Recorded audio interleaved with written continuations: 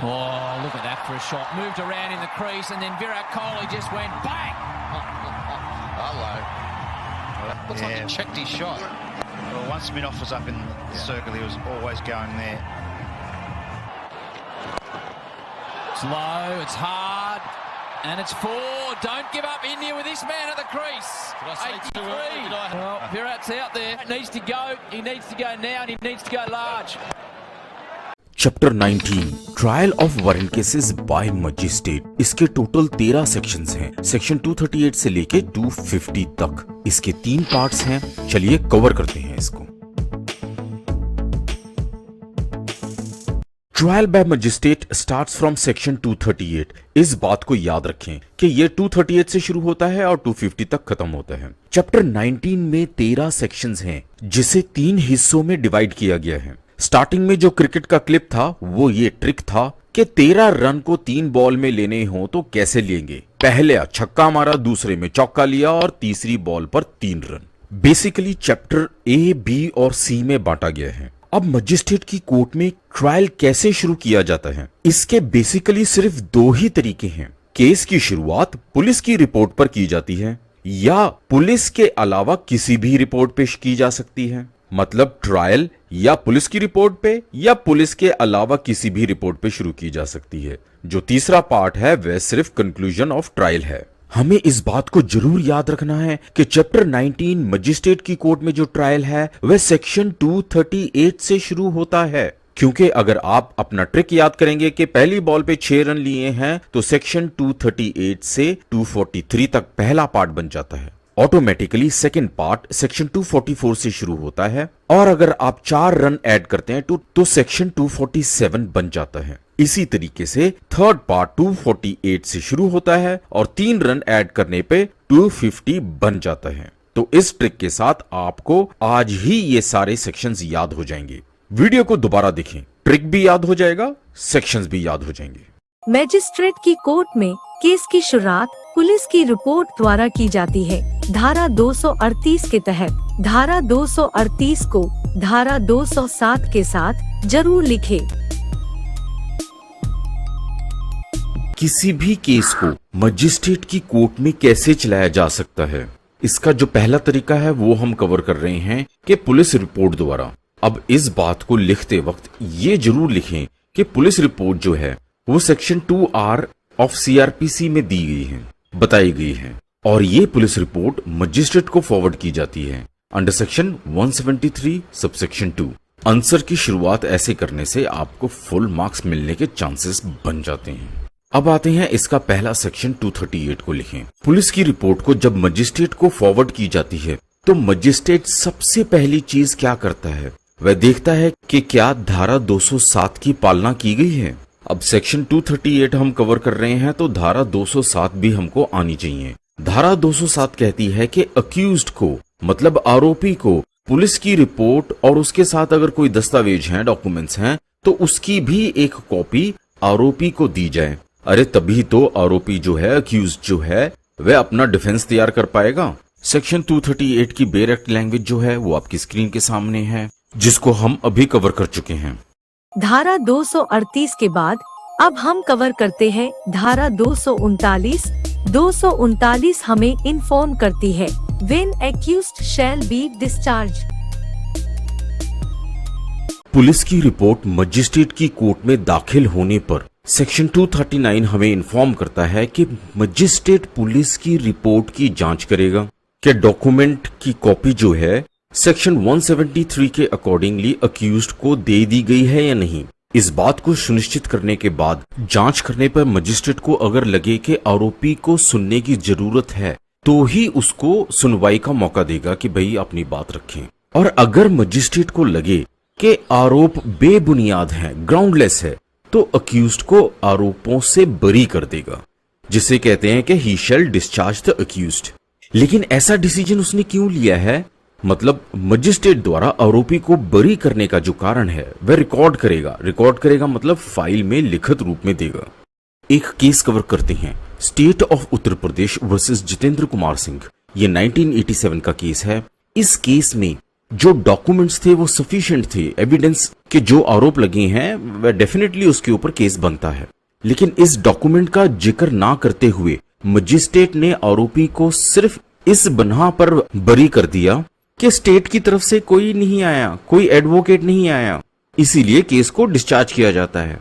लेकिन अगर आप सेक्शन 239 की धाराओं को अच्छी तरह से समझें तो केस को डिस्चार्ज सिर्फ तब किया जा सकता है जब आरोपों को कोई भी दस्तावेज या गवाह सिद्ध ना कर सके, जब केस ना बनता हो, ना कि कोई वकील ना आए। तो इस केस के ऑर्डर ऑफ डिस्चार्ज को सेट असाइड कर दिया था, मतलब कि मजिस्ट्रेट के डिसीजन को खारिज कर दिया गया था कि उन्होंने ठीक डिसीजन नहीं लिया।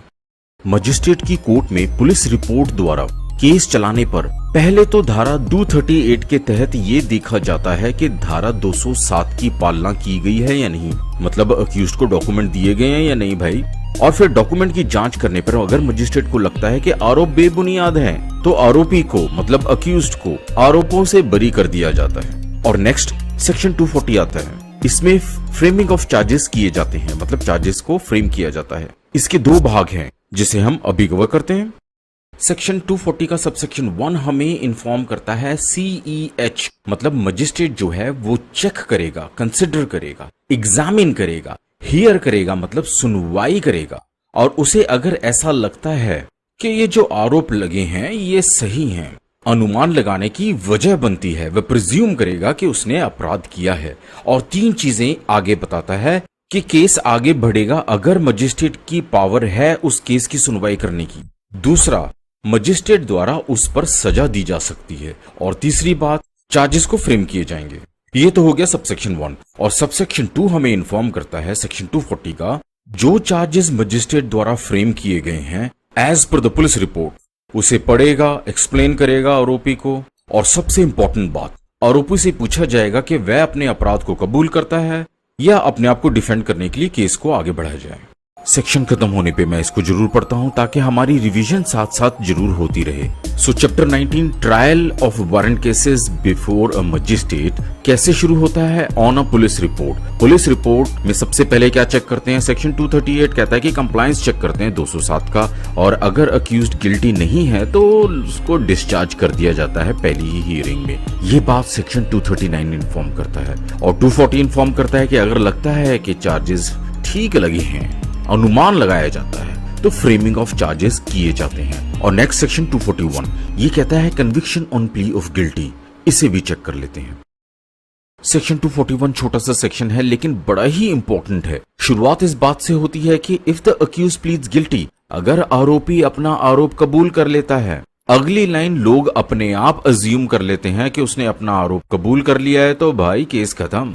नहीं, मजिस्ट्रेट की मर्जी है। सेकेंड लाइन इन्फॉर्म करती है कि the magistrate shall record the plea and may in his discretion. पहले तो मजिस्ट्रेट उस चीज को फाइल पर लिख लेगा कि आरोपी ने अपना आरोप कबूल कर लिया है, लेकिन मजिस्ट्रेट की मर्जी है, उसके पास ऑप्शन है कि आरोपी का आरोप कबूल करने पर कि अपराध उसके द्वारा किया गया है, मजिस्ट्रेट उसे कन्विक्ट कर देगा या केस को आगे चलाएगा कि इसने आरोप जो कबूल किया है वो सही नहीं लग रहा है, इसकी भी जांच की जाए। Have you checked this? TOWCBM, what is this? It's trial of warrant cases by magistrate. What? You already knew it. Okay, let's proceed then. Section 242. The case always begins evidence for prosecution.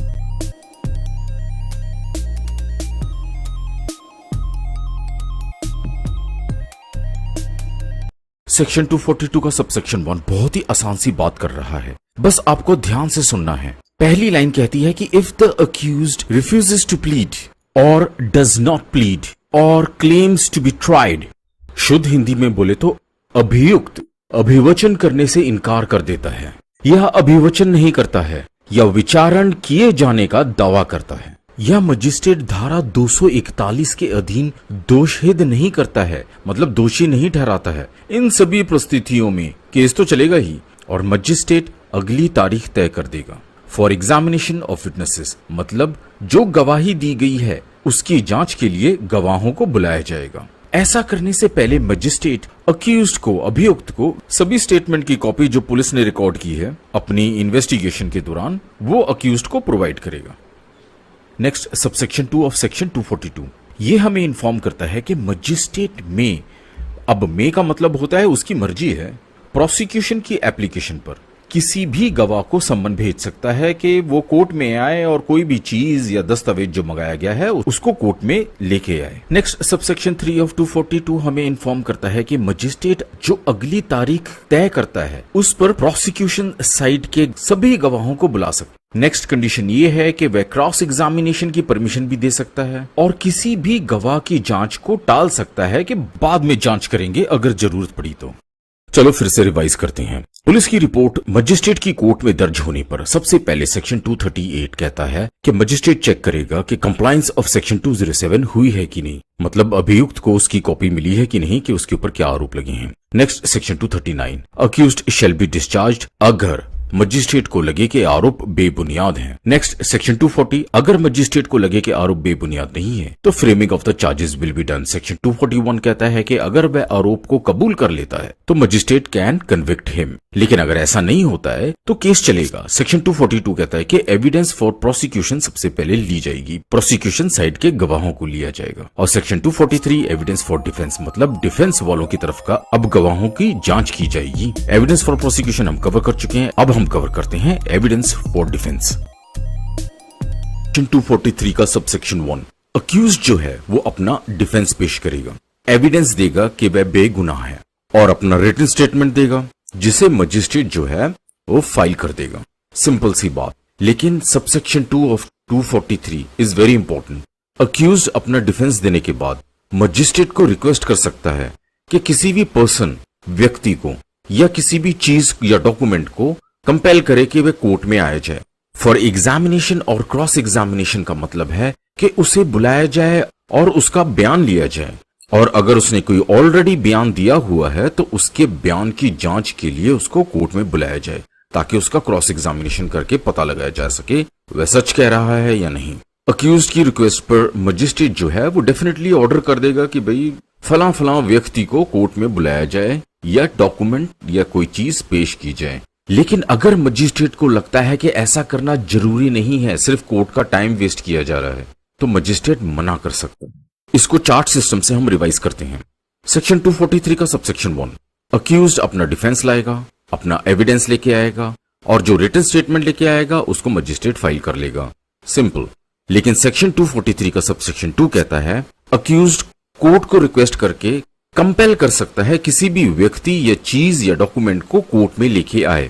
लेकिन ऐसी परिस्थिति में magistrate के पास दो option हैं, या तो वह ऑर्डर कर देगा कि हाँ उस व्यक्ति को बुलाया जाए या चीज को लेके आया जाए, डॉक्यूमेंट को लेके आया जाए, या मजिस्ट्रेट रिफ्यूज कर देगा। सी, ये इंपॉर्टेंट है याद करने के लिए क्योंकि जुडिशियल एग्जाम में कभी कभी पूछ लिया जाता है कि क्या सेक्शन 243 सबसेक्शन 2 में मजिस्ट्रेट रिफ्यूज करता है कि डॉक्यूमेंट को ना लेके आया जाए क्योंकि ये जरूरी नहीं है, या वह ऑर्डर करता है कि डॉक्यूमेंट को लेके आया जाए। तो दोनों ही ऑप्शन सही हैं। और सबसेक्शन 3 ऑफ 243, सिंपल सी बात, अगर मजिस्ट्रेट ने किसी को कहा है कि वह कोर्ट में आए तो कोर्ट तक आने का जो खर्चा है वह कोर्ट में जमा करवाया जा सकता है। हम कवर कर रहे हैं trial of warrant cases bye magistrate chapter 19 में सेक्शन 238 से लेके 250 तक आता है ये चैप्टर। और किसी भी मजिस्ट्रेट की कोर्ट में ट्रायल जो है सिर्फ दो कारण से शुरू हो सकता है, या पुलिस रिपोर्ट पर या अदरवाइज देना पुलिस रिपोर्ट, मतलब पुलिस रिपोर्ट के अलावा किसी भी रिपोर्ट पर। केसेस पुलिस रिपोर्ट पर कैसे दर्ज होते हैं सेक्शन 238 से 243 हम कवर कर चुके हैं। अदरवाइज देना पुलिस रिपोर्ट कैसे केस कोर्ट में चलाया जाता है, सिर्फ 4 सेक्शन है, सेक्शन 244 से लेकर 247 तक, इसे भी कवर कर लेते हैं। चैप्टर 19 के पार्ट बी को कवर करने से पहले हम थोड़ा फ्लैशबैक में चलते हैं, रिवीजन भी हो जाएगी और समझने में आसानी भी होगी। हमने चैप्टर 12 में सेक्शन 154 सबसेक्शन 1 में कवर किया था कि FIR कॉग्निबल ऑफेंसेस में होती है, और चैप्टर 15 में हमने ये कवर किया था कि मजिस्ट्रेट को कंप्लेंट की जा सकती है अगर पुलिस FIR दर्ज करने से, रजिस्टर करने से मना कर दे। सेक्शन 200 में मजिस्ट्रेट कंप्लेंट की जांच करेगा और सेक्शन 203 में कंप्लेंट जायज ना होने पर मजिस्ट्रेट कंप्लेंट को डिसमिस कर सकता है। अब हम अपना चैप्टर 19 का पार्ट बी शुरू करते हैं। फर्स्ट सेक्शन है section 244, evidence for prosecution. Section 244 का सबसेक्शन 1 जो है वो इन्फॉर्म करता है कि वारंट केस में जब पुलिस रिपोर्ट के अलावा किसी भी रिपोर्ट पर मजिस्ट्रेट की कोर्ट में केस चलाया जाता है तो अक्यूज्ड मतलब कि अभियुक्त जो है वह या तो कोर्ट में खुद आएगा या उसको लाया जाएगा। और मजिस्ट्रेट केस की शुरुआत प्रोसिक्यूशन मतलब शिकायतकर्ता को सुनने से करता है। मतलब शिकायतकर्ता को सुना जाएगा, सभी गवाहों को भी लिया जाएगा जो शिकायतकर्ता की शिकायत को सपोर्ट करते हों। देखिए, एक्सपर्ट बनने के लिए ये याद रखना पड़ेगा कि सबसेक्शन 1 में इतनी ही बात कही गई है। ये सबसेक्शन 2 है जहां पर मजिस्ट्रेट शिकायतकर्ता की एप्लीकेशन पर सम्मन इशू कर सकता है किसी भी गवाह को कोर्ट में आने के लिए, या वह खुद गवाही दे या कोर्ट में आकर किसी डॉक्यूमेंट या चीज को लेके आए। After checking the evidence for prosecution under section 244, now we come to section 245. When accused shall be discharged. Let's cover it in detail now. आगे कवर करने से पहले जुडिशियल एग्जाम में स्टूडेंट्स जो मैक्सिमम मिस्टेक करते हैं, जब क्वेश्चन आता है When accused shall be discharged, अभियुक्त को कब उन्मोचित कर सकते हैं, अगर तो ये केस पुलिस रिपोर्ट द्वारा चलाया गया है तो सेक्शन 239 आएगा, और अगर ये पुलिस रिपोर्ट के अलावा किसी भी रिपोर्ट पे चलाया गया है तो सेक्शन 245 आएगा। प्लीज कंफ्यूज ना हो, इस डिफरेंस को जरूर याद रखें। सेक्शन 245 सबसेक्शन 1 कहता है कि धारा 244 के अधीन गवाही लेने के बाद अगर मजिस्ट्रेट को लगता है कि केस नहीं बनता है या मजिस्ट्रेट को यह लगे कि केस को अगर चलाते भी हैं तो भी अक्यूज्ड पर्सन को मतलब अभियुक्त को सजा नहीं होगी तो मजिस्ट्रेट केस को डिस्चार्ज कर देगा। और सबसेक्शन 2 इन्फॉर्म करता है सेक्शन 245 का कि अगर मजिस्ट्रेट को आरोप बेबुनियाद लगे तो वह केस को डिस्चार्ज पहले भी कर सकता है। Simple, that's it. Now let's check the difference of discharge given in section 245 under subsection 1 and subsection 2.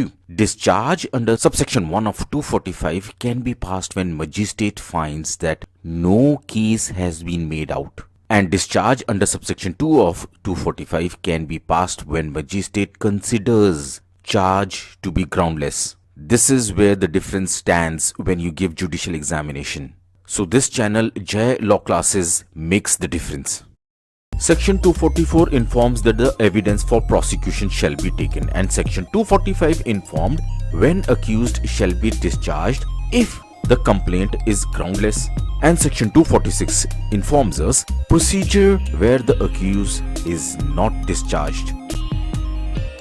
Section 246 की इस बात को याद रखें कि इसमें 6 सबसेक्शन हैं। पहला सबसेक्शन ये कहता है कि अगर एविडेंस मतलब गवाही ली जा चुकी है या मजिस्ट्रेट को लगे कि उनकी राय में शक का कारण तो बनता है कि अक्यूज्ड द्वारा अपराध किया गया है, तो मजिस्ट्रेट सबसे पहले चेक करेगा कि क्या इस चैप्टर के अंतर्गत केस को चलाया जा सकता है। अगर चलाया जा सकता है तो वो अपनी पावर चेक करेगा कि क्या उसकी पावर है इस केस को चलाने की, कि उसके द्वारा सजा दी जा सकती है। तो मजिस्ट्रेट ऑब्वियसली फ्रेम करेगा चार्जेस को लिखित रूप में।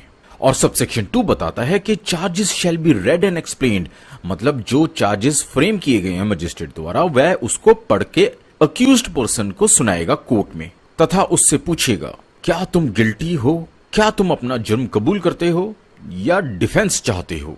और सबसेक्शन 3 246 का, अगर अक्यूज्ड अपना अपराध कबूल कर लेता है तो मजिस्ट्रेट उसे रिकॉर्ड कर लेगा और उचित सजा देगा। डिस्क्रिशन मतलब उसको जो लगे मतलब कोई भी नहीं। अगर किसी अपराध की सजा 1 साल तक की हो सकती है तो वह 1 महीने से लेके 12 महीने तक की सजा दे सकता है। नेक्स्ट सबसेक्शन 4 ऑफ 246, अगर अक्यूज्ड पर्सन अपना अपराध नहीं कबूल करता है तो ऑब्वियसली केस की कार्रवाई होगी, केस को चलाया जाएगा। सबसेक्शन 3 की तरह कन्विक्ट नहीं करेगा मजिस्ट्रेट सुनवाई के लिए अगली तारीख डाल देगा। किसी गवाह को क्रॉस एग्जामिन करना है उसे भी क्रॉस एग्जामिन करने के लिए बुला लिया जाएगा।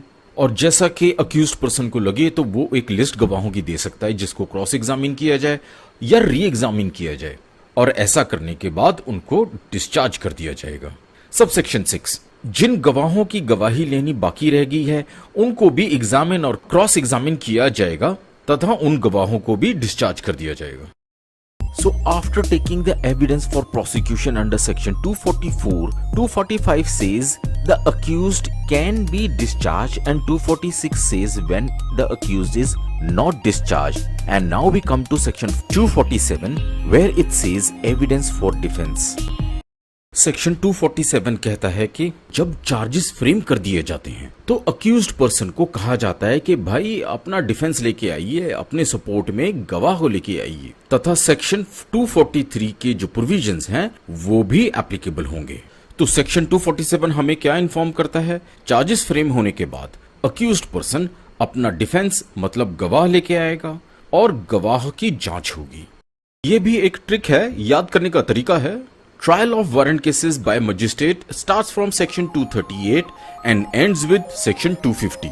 इसके 3 पार्ट्स हैं। पार्ट ए, जब केस पुलिस रिपोर्ट द्वारा शुरू किया गया हो, और पार्ट बी, जब केस पुलिस रिपोर्ट के अलावा किसी भी रिपोर्ट पर शुरू किया गया हो, और third part conclusion of trial, ये है सेक्शन 248 से लेके सेक्शन 250 तक। चलो इसे भी कवर कर लेते हैं। So in trial of warrant cases by magistrate, section 248 plays an important role. It is of judgment of acquittal or conviction. Section 248 के 3 महत्वपूर्ण सबसेक्शन हैं। पहला सबसेक्शन इन्फॉर्म करता है कि जब चार्जेस फ्रेम किए जा चुके हों और मजिस्ट्रेट को यह बात स्पष्ट हो जाए कि अक्यूज्ड गिल्टी नहीं है, मतलब वह निर्दोष है, तो इस बात को वह रिकॉर्ड कर ऑर्डर ऑफ इक्वेटल पास कर देगा, मतलब उसको बरी कर देगा। और सबसेक्शन 2 हमें इन्फॉर्म करता है कि जब मजिस्ट्रेट को अक्यूज्ड पर्सन गिल्टी लगे, मतलब कि लगे कि उसने अपराध किया है, वह दोषी है, लेकिन वह 325 और 360 के तहत कोई कार्रवाई नहीं करता है। अब ये कौन सी कार्रवाई होती है, इसको पहले चेक कर लेते हैं। धारा 325 इन्फॉर्म करती है कि मजिस्ट्रेट केस को ट्रांसफर नहीं करेगा अपने सीनियर जज को या सीजीएम को फॉर सिवियर पनिशमेंट, मतलब बड़ी सजा के लिए। और धारा 360 हमें इन्फॉर्म करती है कि orders to release on probation of good conduct or on admonition, मतलब कई बार ऐसा होता है कि केस की सुनवाई के दौरान ही अक्यूज्ड पर्सन को जेल में किया होता है। तो ऐसी परिस्थिति में 260 बोलता है कि अगर उसको उसके अच्छे चाल चलन के लिए रिहा कर दिया गया हो तो ये डिसीजन नहीं लिया जाएगा, या उसने ऑलरेडी कुछ साल जेल में बिता दिए हों केस की सुनवाई के कारण। अगर ऐसा कुछ नहीं हुआ है तो मजिस्ट्रेट केस की सुनवाई करने के बाद उसको आरोपी ठहराते हुए उसको सजा दे देगा। अब आता है सबसेक्शन 3 ऑफ सेक्शन 248। इसमें धारा 211 के सबसेक्शन 7 की बात उठाई गई है कि अगर अक्यूज्ड पर्सन ने पहले भी कोई अपराध किया है तो ऐसी परिस्थिति में उसकी सजा की अवधि बढ़ा दी जाएगी। लेकिन अक्यूज्ड पर्सन अगर कहता है कि उसको पहले कभी किसी अपराध की सजा नहीं मिली है तो मजिस्ट्रेट एविडेंस लेगा, मतलब सबूत पेश करो, कहेगा कि उसको पहले सजा दी गई है या नहीं। ये इसलिए किया जाता है कि इस बात की जांच की जा सके कि वह पहली बार अपराध कर रहा था या वह पेशेवर अपराधी है। चैप्टर 19 का पार्ट 3 कंक्लूजन ऑफ ट्रायल। सबसे पहले सेक्शन 248 आता है जिसमें मजिस्ट्रेट जजमेंट पास करता है एक्विटल या कन्विक्शन की, मतलब आरोपी है या निर्दोष है, इसका जजमेंट पास किया जाता है। नेक्स्ट है सेक्शन 249 एब्सेंस ऑफ कंप्लेनेंट। अगर कंप्लेनेंट ही एब्सेंट हो, कोर्ट में ना आए, तो क्या किया जाए। सेक्शन 249 बताता है कि अगर कोर्ट में केस की कार्रवाई शुरू करने के लिए मजिस्ट्रेट ने कोई तारीख डाल दी है उसकी सुनवाई के लिए, कंप्लेनेंट की सुनवाई के लिए, और कंप्लेनेंट ही ना आए, तो सबसे पहले मजिस्ट्रेट ये चेक करेगा कि अपराध जो है, ऑफेंस जो है, वो कॉग्निबल ऑफेंस तो नहीं है, मतलब वो अगर सीरियस अपराध नहीं है तो मजिस्ट्रेट की मर्जी है, इन हिज डिस्क्रिशन, मतलब उनकी मर्जी है कि वह केस की पहली ही सुनवाई पर कंप्लेनेंट के एब्सेंट होने पर चार्जेस फ्रेम होने से पहले अक्यूज्ड पर्सन को डिस्चार्ज कर देगा, मतलब बाइज्जत बरी कर दिया जाएगा। यह भी एक ट्रिक है जो हम इसको बार बार याद करते हैं।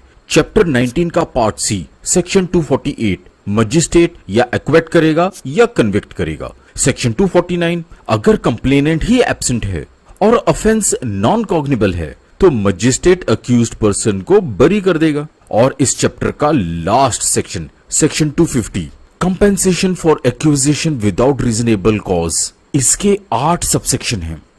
धारा 250 की 8 उपधाराएं हैं इसको याद करने का तरीका यही है कि इसको लास्ट में इसलिए दिया गया है कि अगर कोई झूठी कंप्लेन करता है तो उसके ऊपर भी हर्जाना डालना चाहिए कि उसने तंग किया। सबसे पहले तो सबसेक्शन 1 हमें इन्फॉर्म कर देती है कि अगर कंप्लेन पुलिस को, मजिस्ट्रेट को, किसी को भी की गई हो और वह अगर झूठी निकले तो मजिस्ट्रेट सबसेक्शन 1 ऑफ 250 के तहत शो कॉज नोटिस देगा कि भाई आपके ऊपर एक्शन क्यों ना लिया जाए, आपके ऊपर फाइन क्यों ना डाला जाए। नेक्स्ट सबसेक्शन 2, ये इंपॉर्टेंट है क्योंकि सबसेक्शन 2 में ही मजिस्ट्रेट झूठी कंप्लेंट करने वाले पर, जिसने झूठा केस चलाया हो, उन पर किसी भी प्रकार का फाइन या कंपेंसेशन इंपोज कर सकता है। कंपेंसेशन अक्यूज्ड पर्सन को कि उस पर उसने झूठा आरोप लगाया था।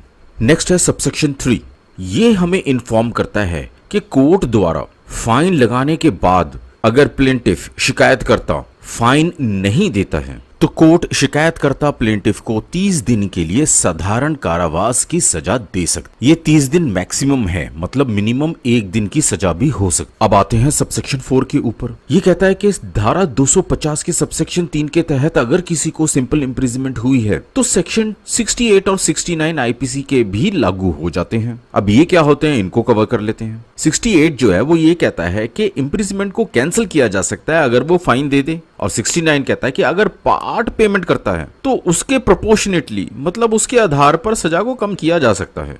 सबसेक्शन 5 में थोड़ी कंफ्यूजन हो जाती है, लेकिन अगर इसको सिंपल तौर से समझा जाए तो बहुत ही सिंपल है। जब कोर्ट किसी के ऊपर फाइन इंपोज करती है एज अ कंपनसेशन, तो उस व्यक्ति के ऊपर अगर उस केस से रिलेटेड कोई सिविल या क्रिमिनल लायबिलिटी है तो वो खत्म नहीं हो जाती है। Next subsection 6, very simple. अगर कोर्ट ने फाइन इंपोज कर दिया है जो 100 रुपए के ऊपर है तो व्यक्ति उसके ऊपर अपील कर सकता है। अब सबसेक्शन 7 को समझते हैं। व्यक्ति द्वारा सबसेक्शन 6 के अंदर अपील प्रेजेंट कर दी गई है तो उसको कंपेंसेशन देने की जरूरत नहीं है, और अगर अपील नहीं भी की है तो भी अपील का 1 मंथ होता है। 1 मंथ जब तक खत्म नहीं हो जाता है उसको कंपेंसेशन देने की जरूरत नहीं है। बेसिकली उसको 1 महीना दिया जा रहा है सोचने के लिए कि वह अपील करना चाहता है या नहीं। The last part, subsection 8, the provision of this section, मतलब धारा 250 की जो ये प्रोविजंस हैं ये दोनों पर लागू होती हैं, चाहे वह समन केसेस हों चाहे वारंट केसेस हों। दोबारा मिलते हैं, तब तक के लिए मेरी एक request, respect elders, love kids, make this place a better place to live.